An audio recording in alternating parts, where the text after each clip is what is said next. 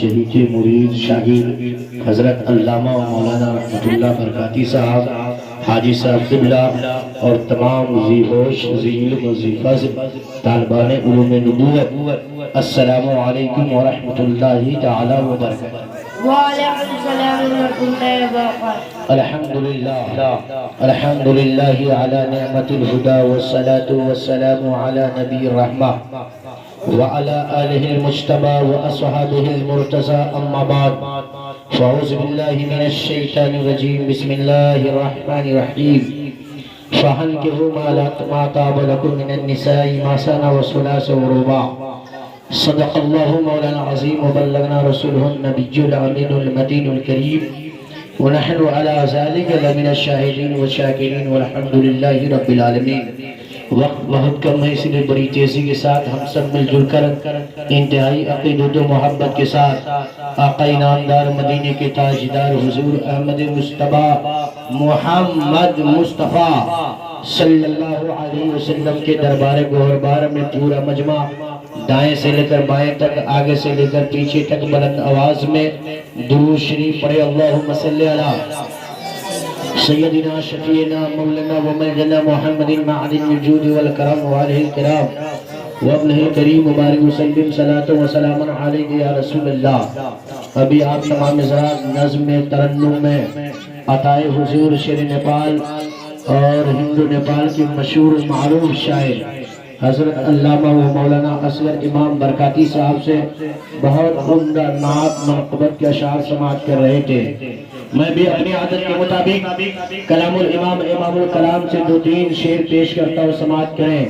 بریلی کے تاجدار امام اہل سنت کنز الکرامت جبل الاستقامت اشعار امام احمد رضا خان علیہ رحمت و رضوان، سنیت کی جان حقانیت کی پہچان، شہر بریلی شریف سے ارشاد فرماتے ہیں، پیش حق مصدع شفاعت کا سناتے جائیں گے۔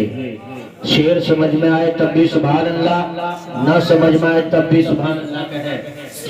اعلیٰ حضرت سرکار فرماتے ہیں، پیش حق مصدع شفاعت کا سناتے جائیں گے، آپ روتے جائیں گے اور ہم کو ہنساتے جائیں گے۔ وسعتیں دی ہے خدا نے دامن محبوب کو، وسعتیں دی ہے خدا نے دامن محبوب کو، جرم کھلتے جائیں گے اور وہ چھپاتے جائیں گے۔ یہ میلاد ہمارے ماموں عالی جناب محمد بشیر انصاری صاحب قبلہ اپنے دونوں شہزادے یعنی محترم مکرم محمد اشرف انصاری اور ایک مولانا حافظ وقاری اختر رضا صاحب کی شادی کے موقع پر میلاد کا اہتمام کیا ہے۔ لیکن ہم سنی مسلمان کب تک میلاد مناتے رہیں گے، کب تک میلاد کی محفل میں بیٹھتے رہیں گے، کب تک میلاد سے لطف اندوز ہوتے رہیں گے؟ تو میرے امام فرماتے ہیں، خاک ہو جائیں عدو جل کر مگر ہم تو رسا، خاک ہو جائیں عدو جل کر مگر ہم تو رسا، دم میں جب تک دم ہے ذکر ان کا سناتے جائیں گے، دم میں جب تک دم ہے ذکر ان کا سناتے جائیں گے۔ آج آپ تمام حضرات میلاد شریف کی محفل میں بیٹھے ہیں، ہمارا قرآن کہتا ہے جو تمہیں پسند آئے شادی کرو، دو دو تین تین چار چار۔ شادی کا فائدہ کیا ہے، شادی کا مطلب کیا ہے؟ تو آئیے اللہ کے رسول سید عالم صلی اللہ علیہ وسلم کا فرمان سنیے۔ بخاری اور مسلم مشکوٰۃ شریف کی حدیث پاک ہے کہ جب آدمی سنت کے مطابق شادی کرتا ہے، شریعت اسلامیہ کے مطابق شادی کرتا ہے، تو اس شادی سے انسان کی زندگی میں ایسا انقلاب پیدا ہوتا ہے کہ آدمی برائی سے بچ جاتا ہے، بد نگاہی سے بچ جاتا ہے، بدکاری سے بچ جاتا ہے، تباہی سے بچ جاتا ہے، اور شادی وہ سرور انبساط عطا کرتا ہے کہ اللہ قرآن میں ارشاد فرماتا ہے، یہ دل جب تمہارے دل کو سکون نہ ملے، قرار نہ ملے، راحت نہ ملے، تو قرار کیسے ملے گا، آرام کیسے ملے گا؟ تو ہمارا اور آپ کا قرآن کہتا ہے جب تم شادی کرو گے تو بیوی کی وجہ سے تمہارے دل کو قرار مل جائے گا، تمہارے دل کو سکون مل جائے گا۔ تو شادی کی وجہ سے دل کو سکون ملتا ہے، شادی کی وجہ سے دل کو قرار ملتا ہے۔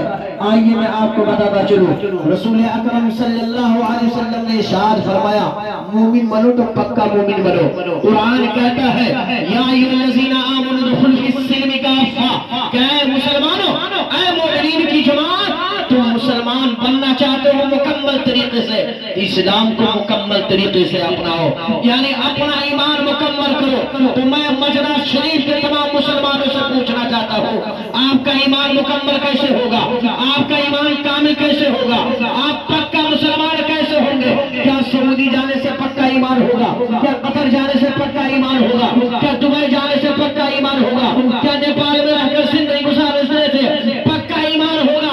ہرگز ہرگز نہیں، بلکہ میرے اور آپ کے نبی فرماتے ہیں اذا تصور العبد فقد استكمل الایمان، کہ جب ایک مسلمان شادی کرتا ہے، نکاح کرتا ہے، تو اس کی وجہ سے اللہ تعالیٰ اس کا ایمان مکمل فرماتا ہے۔ نعرہ تکبیر، نعرہ رسالت، مسلک اعلیٰ حضرت، جشن شادی خانہ آبادی، نعرہ تکبیر، نعرہ پتہ چلا نکاح کرنے سے، شادی کرنے سے انسان پکا مسلمان بن جاتا ہے، پکا مومن ہو جاتا ہے، اس کا ایمان کامل ہو جاتا ہے، لیکن نکاح کرنا چاہیے۔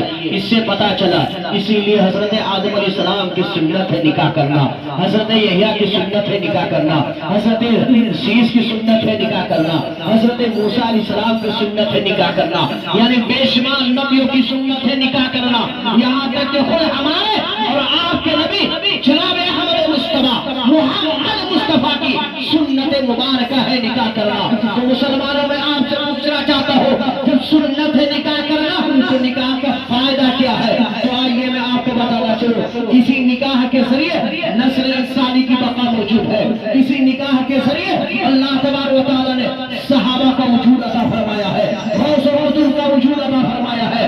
اسی نکاح کی برکت ہے ہر زمانے میں رہبری کے لیے کبھی انبیاء کرام آتے رہے، کبھی رسولان نظام آتے رہے، صحابہ کرام کی جماعت موجود تھی۔ اسی نکاح کی برکت ہے کہ انسانوں کی رہنمائی کے لیے کبھی غوث آتا رہا، کبھی قطب آتا رہا، کبھی ابدال آتے رہے، کبھی اولی آتے رہے، اور ہمارے زمانے میں حضور شیر پان آئے۔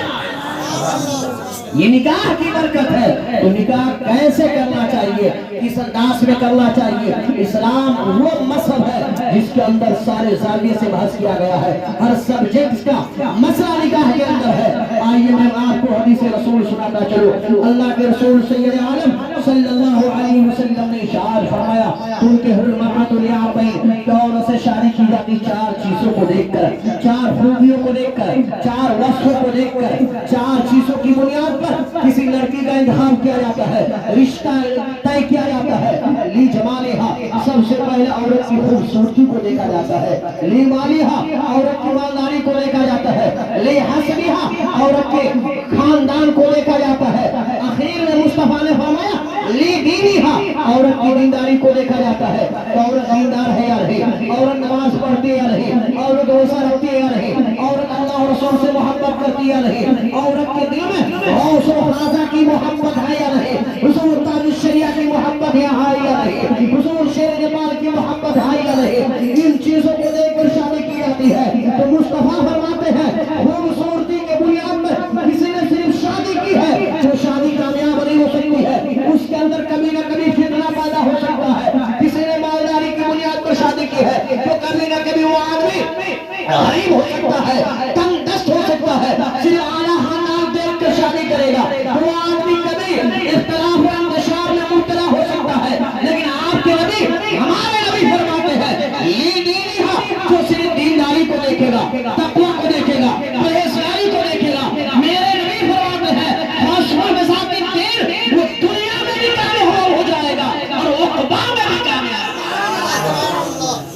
یعنی شادی کی بنیاد جب دینداری کی بنیاد پر ہوگی، تقوی اور پرہیزگاری کی بنیاد پر ہوگی، تو ایسا آدمی دنیا میں بھی کامیاب رہے گا، آخرت میں بھی کامیاب رہے گا۔ کیسے کامیاب رہے گا؟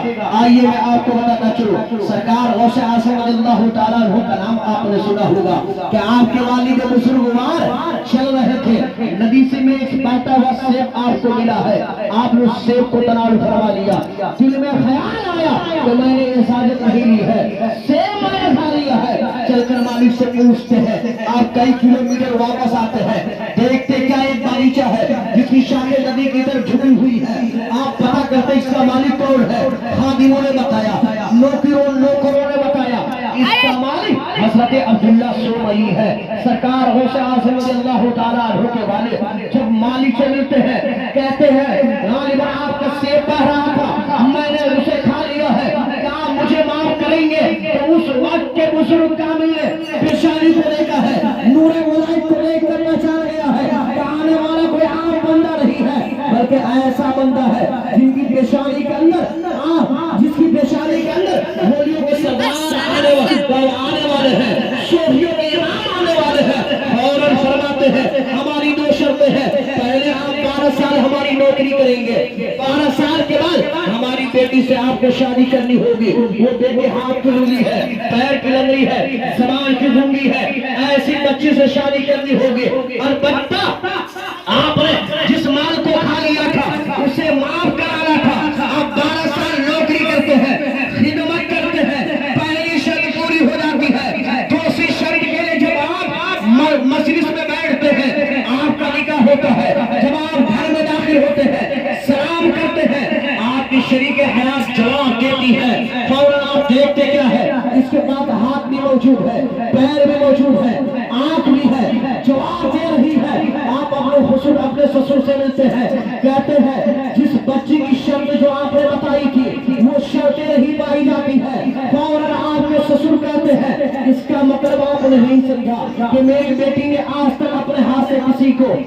غلط چیزوں کا استعمال نہیں کیا، پیر سے غلط جگہ نہ گئی، زبان سے کبھی کسی کو برا بھلا نہ کہی، آنکھ سے کسی غیر مرد کو نہ دیکھی۔ اس کا یہ مطلب ہے، بتانا یہ چاہتا ہوں جب بات ہو تقویٰ کے اعلیٰ منزل پر فائز، ماں ہو پرہیزگار، ماں ہو تقویٰ شعار، تو اللہ تعالیٰ ان کی گود میں جو بچہ عطا کرتا ہے وہ بچہ عام اور نہیں ہوتا ہے بلکہ وہ بچہ اپنے زمانے کے نہیں بلکہ پورے قیامت تک کے لیے تمام ولیوں کا امام ہوتا ہے، تمام صوفیوں کا سردار۔ غوث اعظم رضی اللہ تعالیٰ عنہ کے نامی اس میں گرامی سے جانتے پہچانتے ہیں۔ اس لیے میرے بزرگوں، میرے نوجوان ساتھیوں، جب آپ اپنے گھر میں اپنی بہو کا انتخاب کریں، اپنے بیٹے کے لیے بہو کا انتخاب کریں، دلہن کا انتخاب کریں، سب سے پہلے آپ یہ دیکھیں سنی ہے یا نہیں، رسمی ہے یا نہیں، غوث و خاصہ رضا سے محبت کرنے والی ہے یا نہیں۔ ایسے خاتون کو جب آپ لے کر آئیں گے تو وہ گھر آپ کا جنت کا گہوارہ ہو جائے گا، وہ گھر تباہی اور بربادی سے محفوظ ہو جائے گا۔ اس لیے ہم سب کو ضرورت ہے اپنے گھروں میں ایسی ماں کا انتخاب کریں جو ماں اپنی گود میں ایسی بچوں کو ایسی تربیت کرے کہ زمانہ چلا جائے، صدیاں گزر جائے،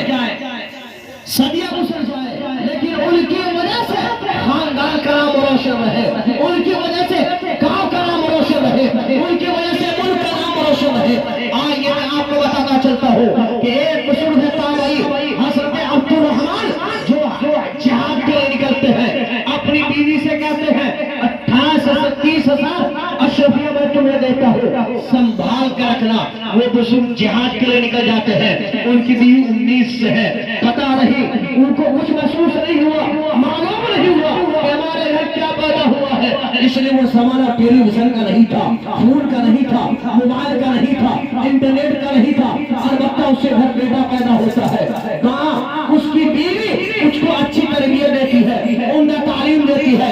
جب وہ 28 سال کے بعد جہاد سے لوٹتے ہیں، اپنے گھر پہنچتے ہیں، ظہر کی اذان ہوتی ہے، فوراً اذان سنتے ہیں، مسجد نبی شریف کے اندر جاتے ہیں، جس مسجد کے بارے میں ہمارے نبی نے فرمایا ہے کہ کوئی مسلمان مسجد نبی شریف کے اندر 2 رکعت نماز پڑھے گا تو اللہ تعالیٰ اسے 1,00,000 رکعت نماز پڑھنے کا ثواب۔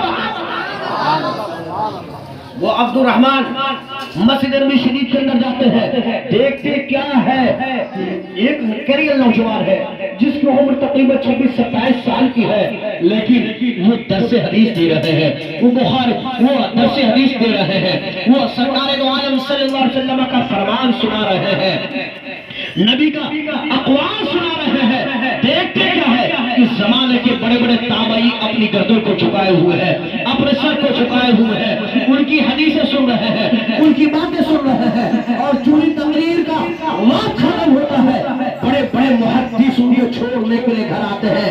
حضرت عبد الرحمن تعجب میں پڑ جاتے ہیں کہ کون نوجوان ہے جس کی عمر 26-27 سال کی ہے، لیکن جن کی داڑھیاں سفید ہو چکی ہے، جن کے بال سفید ہو چکے ہیں، اتنے بڑے بڑے محدث ان کا احترام کر رہے ہیں، فقیہ احترام کر رہے ہیں، شیخ الحدیث احترام کر رہے ہیں، فاضل احترام کر رہے ہیں، قاری احترام کر رہے ہیں۔ آپ اپنے گھر آتے ہیں، اپنی بیوی سے پوچھتے ہیں، اے میری بیوی، جب میں جہاد کے لیے جا رہا تھا 30,000 روپیہ میں نے تم کو دیا تھا، میرے روپیے کا کیا حال ہے؟ تو نے میرے روپیے کے ساتھ کیا سلوک کیا ہے؟ بیوی کہتی ہے، آپ مسجد نبی شریف میں گئے تھے، نماز آپ نے پڑھی تھی، کوئی منظر آپ نے دیکھا ہے؟ وہ شوہر بولتا ہے، میں نے منظر ایسا دیکھا ہے جو آج تک نہیں دیکھا تھا، ایک کم عمر والا بچہ، کم عمر کا نوجوان حدیث سنا رہا ہے، درس حدیث دے رہا ہے، سرکار کا فرمان بیان کر رہا ہے، لیکن بڑی عمر کے لوگ گردن جھکا کر، سر جھکا کر ان کی باتوں کو بغور سن رہے ہیں، ان کا احترام کر رہے ہیں، کوئی ان کا ہاتھ چومتا ہے، کوئی ان کا پیر چومتا ہے، کوئی ان کی پیشانی کو بوسہ دیتا ہے۔ بیوی سننے کے بعد کہتی ہے، اے میرے شوہر، کیا آپ اپنی آنکھوں سے اس منظر کو دیکھا ہے؟ شوہر کہتا ہے، ہاں میں نے اپنی آنکھوں سے اس منظر کو دیکھا ہے۔ بیوی کہتی ہے، وہ کوئی اور نہیں ہے بلکہ وہ آپ کا بیٹا ہے، آپ ہی کا بچہ۔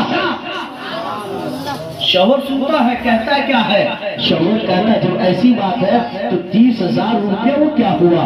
بیوی کہتی اسی بچے کو سنوارنے میں میں نے خرچ کر دیا ہے، اسی بچے کو پڑھانے میں میں نے خرچ کر دیا ہے، اسی بچے کو عالم، فاضل، محدث، محقق بنانے میں میں نے صرف کر دیا ہے۔ شوہر کا جواب سنیے، آج کا کوئی آدمی ہوتا کہتا صرف بیٹے کو پڑھانے میں 30,000 روپیہ تو نے خرچ کر دیا ہے، لیکن اس وقت کا عالم دین کیا کہتا ہے؟ کہتا میری بیوی، تو نے لڑکا ایسا بنایا ہے، اپنا بیٹا ایسا بنایا ہے جس پر 30,000 روپیہ کیا کروڑوں روپیہ کا مالک اللہ ہمیں بنا دے، تو ایسے اولاد پر، ایسے بچے پر میں خرچ کر سکتا ہوں۔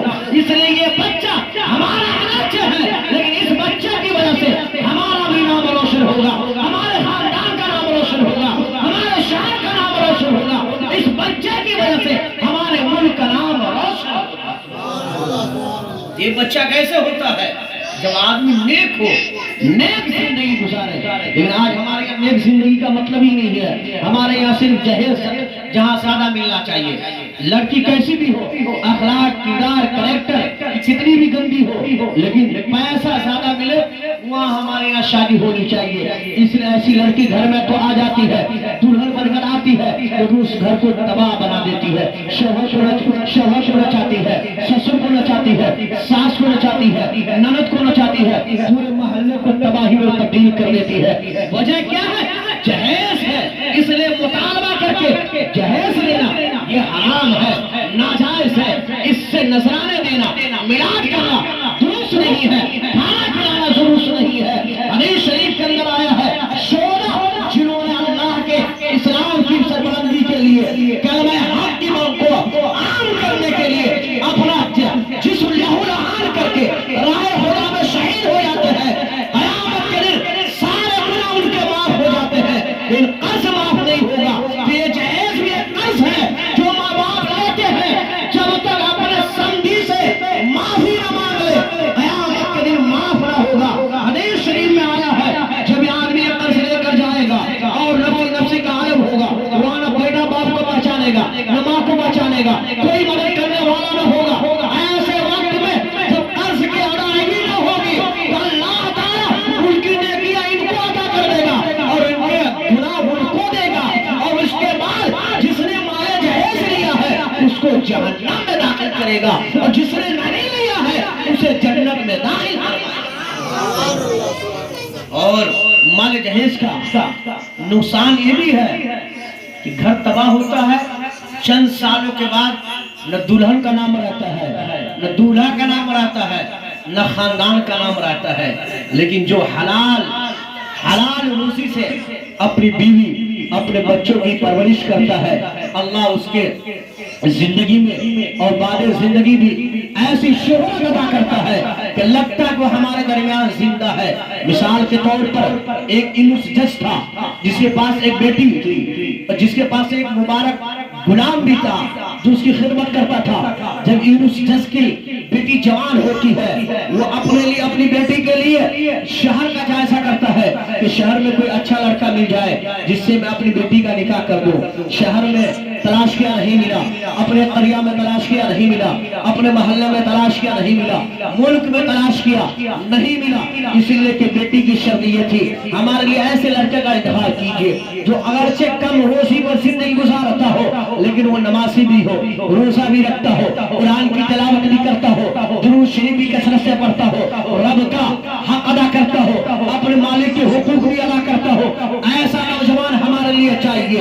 جب انس جج خود تلاش کرتا ہے، ملک کے اندر اس پیمانے پر کوئی لڑکا نظر نہیں آیا، شہر میں تلاش کیا نہیں آیا، صوبے میں تلاش کیا نظر نہیں آیا، گاؤں میں تلاش کیا نظر نہیں آیا، محلے میں تلاش کیا نظر نہیں آیا، تھک مار کر گھر میں بیٹھ جاتا ہے، افسوس کرنے لگتا ہے کہ اے میری بیٹی تو کیسے لڑکے کا انتخاب کر رہی ہے، اس لڑکا، اس نظریے کا، اس شرط کا، اس اوصاف کا حامل ہمیں نہیں ملتا ہے۔ بیٹی کہتی ہے آپ اپنے گھر سے کیوں نہیں تلاش کرتے ہیں، اپنے گھر میں کیوں نہیں دیکھتے ہیں؟ انس جج کو محسوس ہو گیا کہ جو میرا نوکر ہے اس کے بارے میں کہہ رہی ہے۔ فوراً انس جج کہتا ہے اے میری بیٹی تو کیسی بات کرتا ہے، کیا میں اپنے غلام سے، اپنے نوکر سے تیری شادی کر دوں؟ لوگ کیا کہیں گے، دنیا والے کیا کہیں گے، زمانے والے کیا کہیں گے، رشتہ دار کیا کہیں گے؟ بیٹی کا جواب سنیے، ایمان تازہ ہو جائے گا۔ بیٹی کہتی ہے جب تک وہ خدمت آپ کی کرتا ہے وہ غلام ہے، لیکن جیسے آپ آزاد کر دیں گے وہ غلام نہیں رہے گا، وہ آزاد ہو جائے گا۔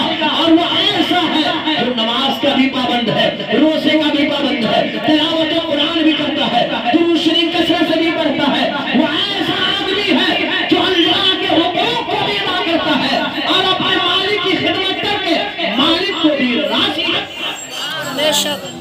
البتہ انس جج نے اپنی بیٹی کا نکاح اپنے نوکر مبارک سے کر دیا۔ آج کوئی آدمی کرے گا نہیں کرے گا، لیکن وہ بیٹی نیک تھی، دیندار تھی، اس لیے اس نے ایسے لڑکے کا انتخاب کیا۔ دیکھیے جب ماں باپ نیک ہو تو فائدہ کیا ہوتا ہے، انتخاب ہو گیا، شادی ہو گئی، نکاح ہو گیا، وہ غلام مبارک اپنی بیوی کے پاس پہلی رات جاتا ہے، کھانا پینا دے دیتا ہے اور چلا آتا ہے، بیوی کے پاس سوتا نہیں ہے، بیوی کے پاس آرام کرتا نہیں ہے، بیوی کے پاس رات گزارتا نہیں ہے۔ دوسرے دن بھی آیا، کھانا پینا دیا، چلا گیا، تیسرے دن بھی آیا، کھانا پینا دیا، چلا گیا۔ اس طرح مسلسل 40 دن تک اپنی بیوی کو کھانا پینا دیا، چلا گیا۔ 41 دن کے بعد ملاقات کرتا ہے۔ آئیے میں آپ کو بتاتا چلو، آج کا کوئی نوجوان ہوتا تو رشتہ ختم ہو جاتا، کیا سے کیا سننے کو مل جاتا، لیکن اس زمانے کی عورت تھی جو صبر کرتی تھی، برداشت کرتی تھی۔ البتہ 41ویں دن میں جب وہ اپنے بہو سے، اپنی بیوی سے ملتا ہے، اس نطفے سے اللہ تبارک و تعالی، اچھا بیٹھیے 41ویں دن میں جب وہ اپنی بیوی سے ملتا ہے تو اللہ تبارک و تعالی اس نطفے سے ایک بچہ کا اقرار فرماتا ہے۔ وہ بچہ جب دنیا میں آتا ہے، پڑھتا ہے، عالم بنتا ہے، فاضل بنتا ہے، ایسا فاضل بنتا ہے کہ اپنے دور کے بڑے بڑے محدثوں کا امام بنتا ہے، بڑے بڑے عالموں کا استاذ بنتا ہے، بڑے بڑے فقیہوں کا استاذ بنتا ہے، جنہیں زمانہ عبداللہ ابن مبارک کے نام سے جانتا اور پہچانتا۔ دیکھیے یہ حلال روزی کی برکت تھی۔ آج ان کے تقریباً انتقال کو 1200 سال کا زمانہ گزر گیا، لیکن پوری دنیا میں عبداللہ ابن مبارک کا نام جانا جاتا ہے۔ اس لیے میرے دوستوں، میرے بزرگوں، آپ لوگ اپنے خاندان کو زندہ رکھنا چاہتے ہیں، اپنے خاندان گاؤں ضلع ملک کو زندہ رکھنا چاہتے ہیں تو آپ مال جہیز کو بند کیجئے، وہ حرام مال ہے، حلال روزی تلاش کیجئے اور دیندار بہو کا انتخاب کیجئے۔ جب گھر میں دیندار بیٹا، گھر میں دیندار بیوی رہے گی تو اس کی گود میں اللہ تعالیٰ ایسا بیٹا عطا کرے گا، ایسی اولاد عطا کرے گا، ایسا بچہ پیدا کرے گا تو اس بچے کی وجہ سے، اس اولاد کی وجہ سے، اس لڑکے کی وجہ سے آپ دنیا میں رہے تب بھی آپ کا نام روشن رہے گا، قبر میں چلے جائیں تب بھی آپ کا نام روشن رہے گا، خاندان کا نام روشن رہے گا۔ اس لیے اللہ تعالیٰ ہم سب کو سنانے سے زیادہ، سننے سے زیادہ عمل کرنے کی توفیق عطا فرمائے، اس محفل کو قبول فرمائے۔ ہمارے بشیر ماموں ان کے دونوں بچے کی شادی کو پائے تکمیل تک پہنچنے کی توفیق عطا فرمائے۔ وما علینا الا البلاغ۔ السلام علیکم ورحمۃ اللہ۔ بس 5 منٹ کے لیے ہمارے بڑے بھائی حضرت علامہ و مولانا